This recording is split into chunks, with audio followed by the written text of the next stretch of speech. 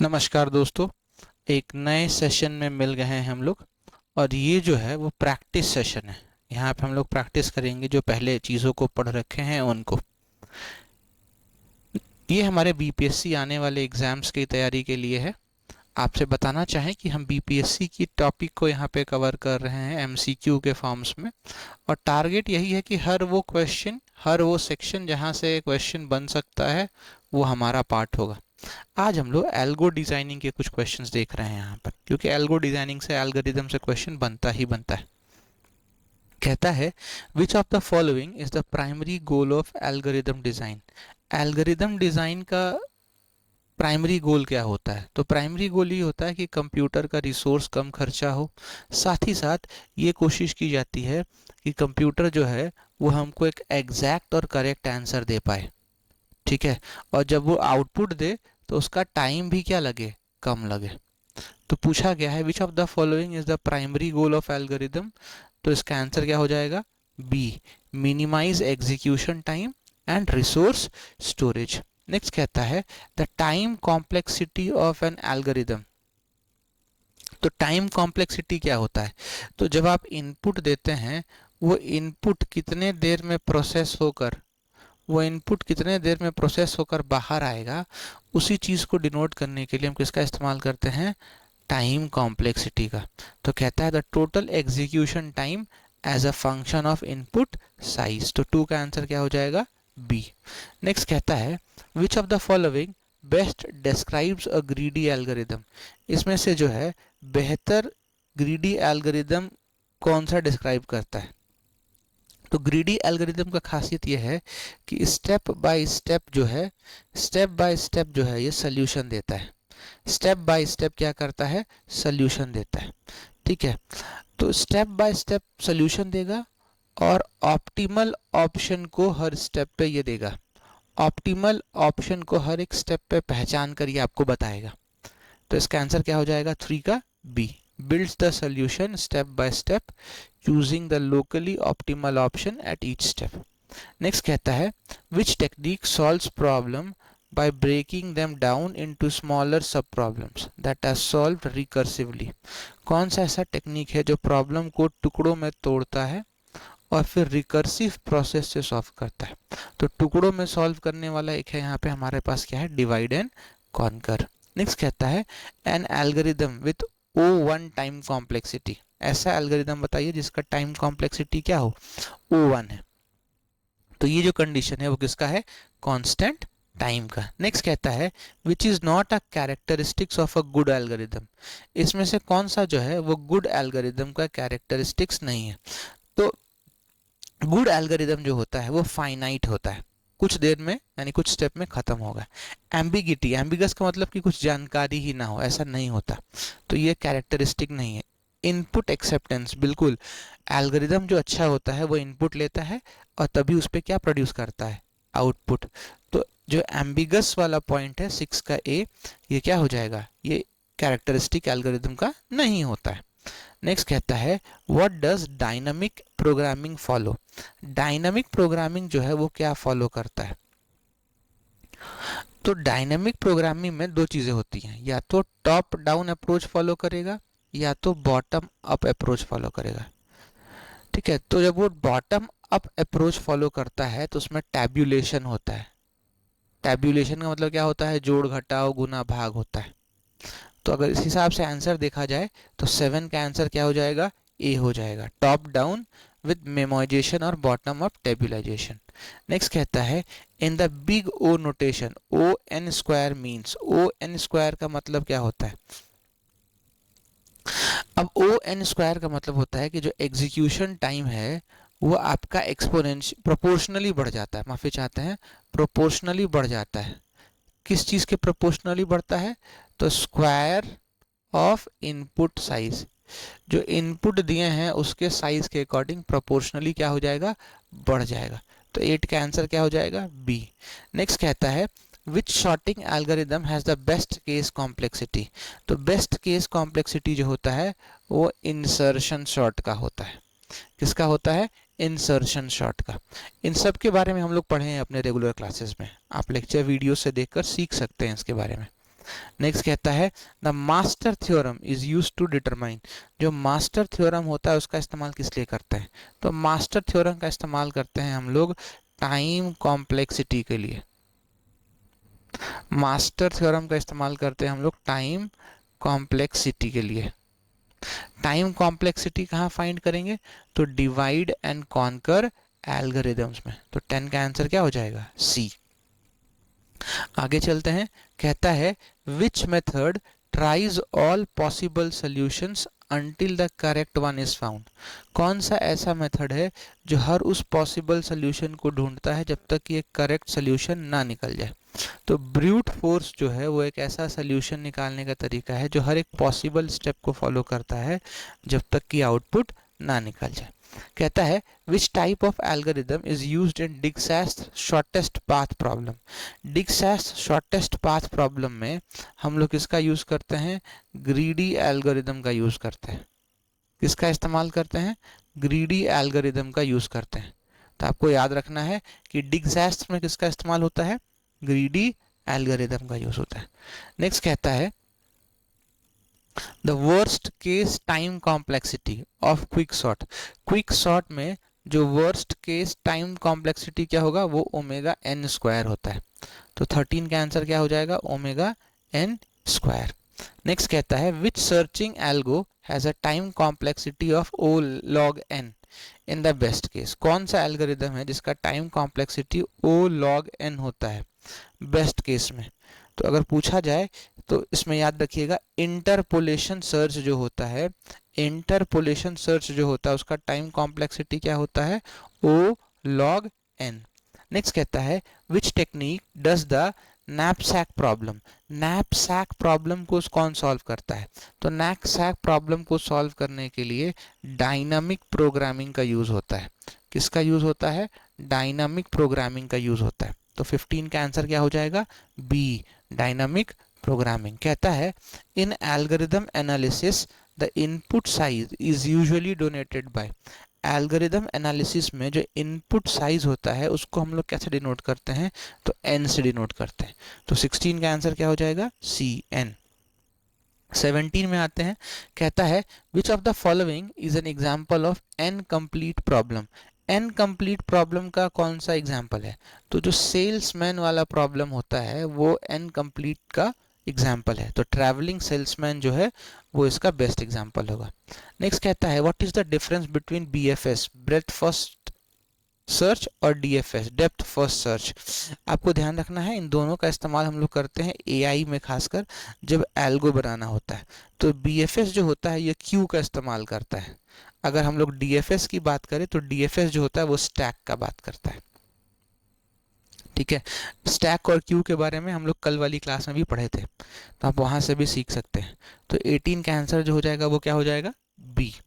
आगे चलते हैं नेक्स्ट प्रश्न की तरफ। कहता है which sorting algorithm is not comparison bound. इसमें से कौन सा शॉर्टिंग एल्गोरिदम जो है वो कंपैरिजन बाउंड नहीं है।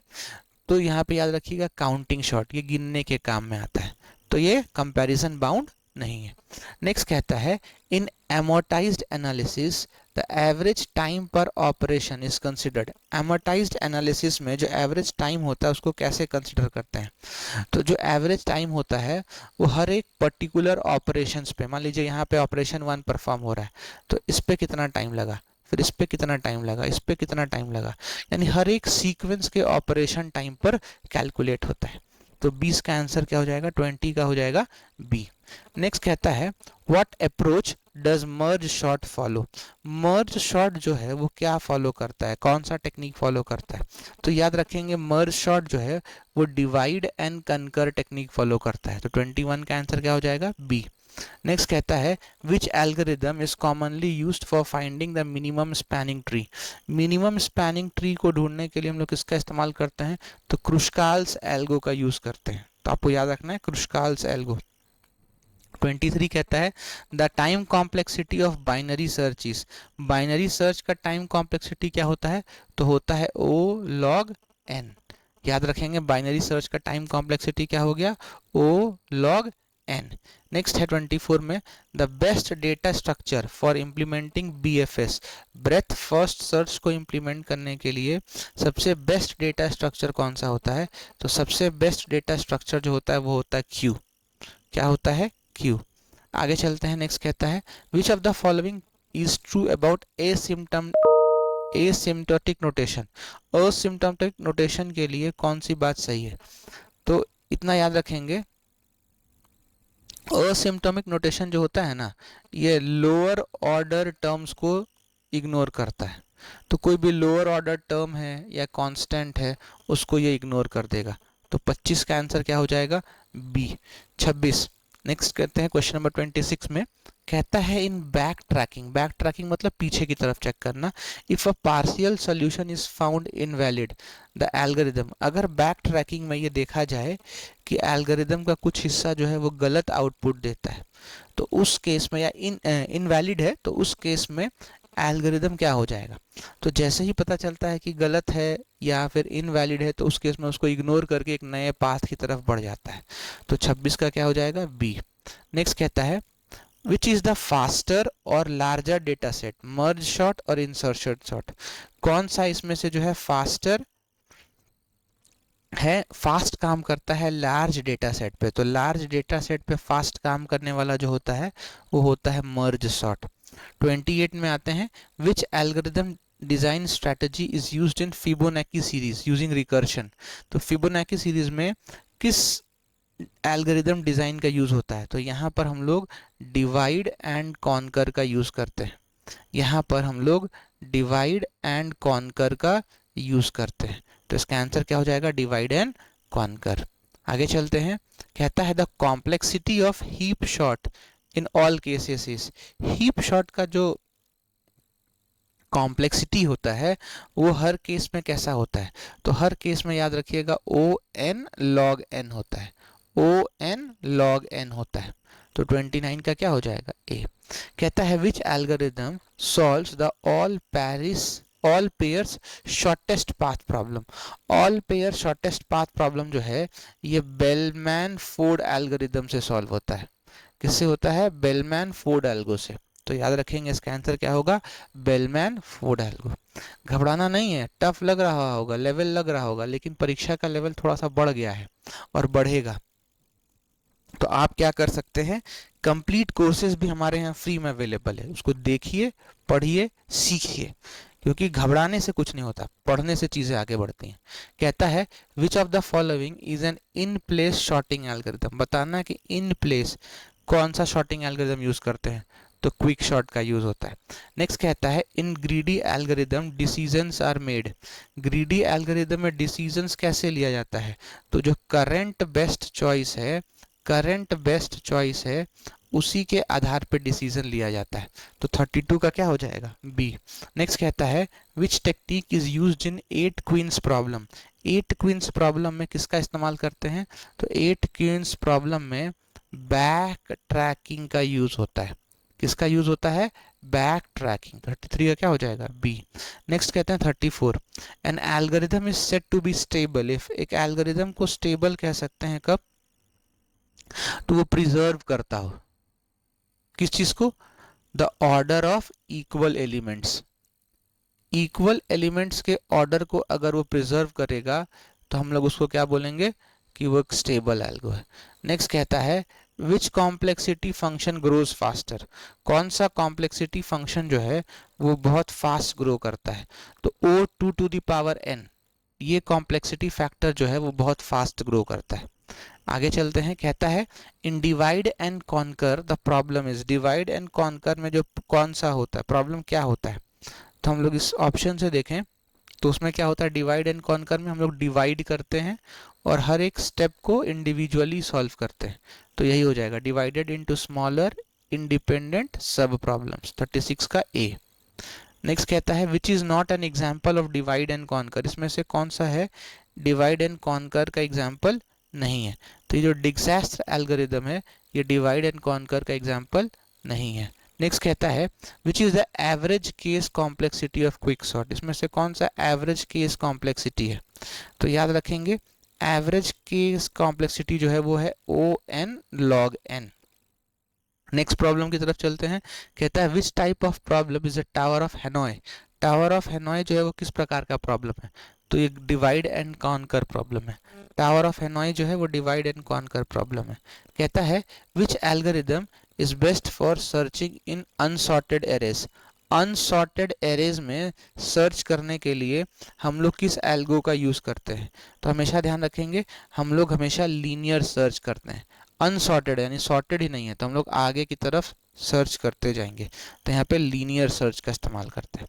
नेक्स्ट प्रश्न कहता है which problem solving strategy reuses solutions to problem.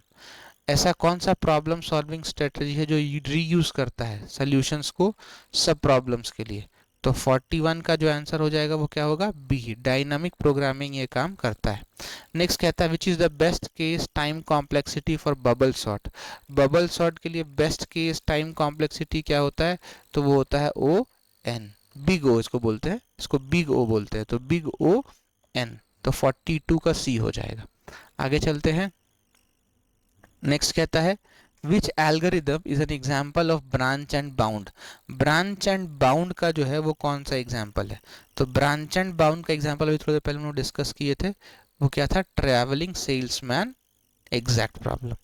Next पढ़ते हैं विच type of complexity represents the lower bond of execution time.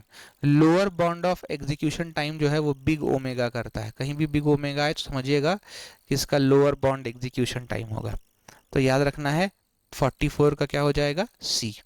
Next कहता है the pseudo code of an algorithm. Pseudo code क्या होता है, तो स्यूडो कोड जो होता है वो रफ कोड्स होते हैं, ठीक है, लॉजिक्स होते हैं, कह सकते हो इंग्लिश में, या ह्यूमन रीडेबल फॉर्म में। तो अगर यहाँ से देखा जाए कि pseudo code of an algorithm क्यों हेल्प करता है, तो रिप्रेजेंट करने में लॉजिक्स को ह्यूमन रीडेबल फॉर्म में। 45 का क्या हो जाएगा, बी। 46 कहता है which algorithm is not suitable for linked list sorting. कौन सा एल्गो जो है वो लिंक्ड लिस्ट सॉर्टिंग के लिए सूटेबल नहीं है, तो लिंक्ड लिस्ट सॉर्टिंग के लिए क्विक सॉर्ट जो होता है वो भी बिना मॉडिफिकेशंस के वो सही नहीं होता। क्विक शॉट में अगर कुछ मॉडिफिकेशन कर दिया जाए शॉर्टेस्ट पाथ के लिए, जैसे मान लीजिए उसमें हम लोग ये कर दें कि शॉर्टेस्ट पाथ बताए, कम टाइम में पहुंच पाए, तो अगर कुछ मॉडिफिकेशंस करके यूज़ करें तो ठीक है, लेकिन विदाउट मॉडिफिकेशन वो सही नहीं है। नेक्स्ट कहता है which data structure is best for implementing DFS. DFS का फुल फॉर्म हो गया depth first search. Depth first search को इम्प्लीमेंट करने के लिए किस डेटा स्ट्रक्चर का यूज़ करते हैं, तो याद रखिएगा डेप्थ फर्स्ट सर्च के लिए हम लोग स्टैक का यूज़ करते हैं। आगे चलते हैं। कहता है which algorithm design technique is used in Strassen's matrix multiplication. Strassen's matrix multiplication में हम किसका इस्तेमाल करते हैं, तो उसमें हमेशा डिवाइड एंड कॉन्कर का यूज़ करते हैं। आगे चलते हैं। नेक्स्ट कहता है which of the following algorithm works in OVE time complexity for graphs. OVE time complexity में कौन सा एल्गोरिदम काम करता है, तो उसमें हमेशा देखिएगा डिक्सास एल्गोरिदम काम करता है, नहीं सॉरी OVE में हमेशा बेलमैन फोर्ड काम करता है, बेलमैन फोर्ड। तो आपको याद रखना है कि विच of the following algorithm works in OVE time complexity, तो OVE टाइम कॉम्प्लेक्सिटी में बेलमैन, मेरे से गलती हो गई, बेलमैन।